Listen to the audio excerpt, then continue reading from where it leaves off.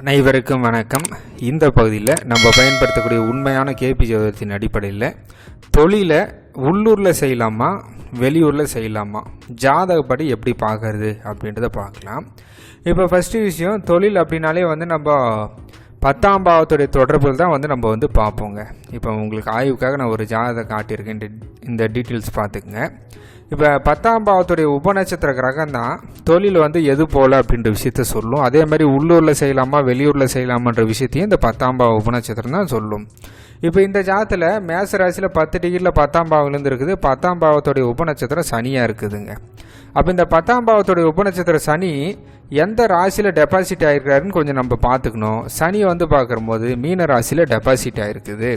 இப்போ இந்த இடத்துல நமக்கு சரம் ஸ்திரம் உபயத்துடைய பயன்பாடு நமக்கு தெரிஞ்சிக்க வேண்டியது அவசியம்.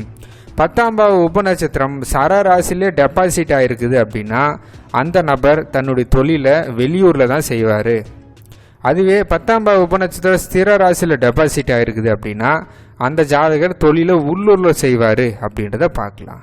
உபய ராசி அப்படின்னா நடுநிலை தொலைவு, அல்லனா சில காலம் வெளியூரில் செய்வார், சில காலம் பிறந்த சொந்த ஊரில் செய்வார். கொஞ்சம் மாறி மாறி செய்யக்கூடிய தன்மை சொல்லக்கூடியது இந்த உபய ராசி அப்படின்றத நம்ம இங்கே பார்க்கலாம். இப்போ இந்த ஜாதத்திலே பார்த்துங்க, 10ஆம் பாவ உபநட்சத்திர சனி இந்த ஜாதருக்கு மீன ராசியில் டெபாசிட் ஆகிருக்குது. மீன ராசின்றது நமக்கு தெரியும் உபய ராசிங்க. உபய ராசி அப்படின்றது நடுநிலை தொலைவு, அதுக்கு ரொம்ப லாங் டிஸ்டன்ஸ்ன்னு சொல்ல முடியாது, அதுக்கு நம்முடைய சொந்த ஊர்னு சொல்லிட முடியாது, கொஞ்சம் ஒரு நடுநிலையாக இருக்கக்கூடிய தொலைவு அப்படின்றத நம்ம சொல்லலாம். இது ஃபஸ்ட்டு விஷயம். உங்களுக்கு வேற ஒரு ஜாதகத்தை காட்டுறேன். இப்போ இந்த ஜாதகத்தை பார்த்துக்குங்க.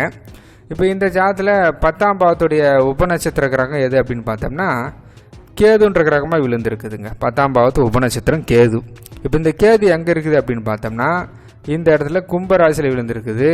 கும்பராசி ஸ்திர ராசி அப்படின்றத பார்க்கலாம். அப்போ இந்த ஜாதகம் நம்ம கன்வே பண்ணலாம்.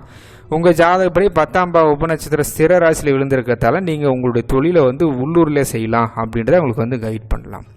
இதோட 3, 9, 12 அப்படின்றது வெளியூர் லாங் டிஸ்டன்ஸையும் 1, 4, 10ன்றது உள்ளூர் அப்படின்ற ஒரு விஷயத்தையும் கொஞ்சம் லிங்க் பண்ணுற போது அது கொஞ்சம் இன்னும் நமக்கு நல்ல ஒரு எஃபெக்டிவான பதிலை தரும். இப்போ எடுத்துக்காட்டுக்கு 10ஆம் பாவ உபநட்சத்திரம் கேது 10ஆம் பாவத்துக்குள்ளேயே டெபாசிட் ஆகிருக்குது. 1, 4, 10 அதில் 10ஆம் பாவத்தில் டெபாசிட் ஆகிருக்கிறதாலையும் ஸ்திர ராசியில் விழுந்திருக்குது. அப்போ 10ஆம் பாவம் ப்ளஸ் ஸ்திர ராசி அப்படின்னாலே கண்டிப்பாக நம்முடைய உள்ளூர் தான். சரிங்களா? அந்த 3, 9, 12, 1, 4, 10 கொஞ்சம் லிங்க் பண்ணிக்கோங்க.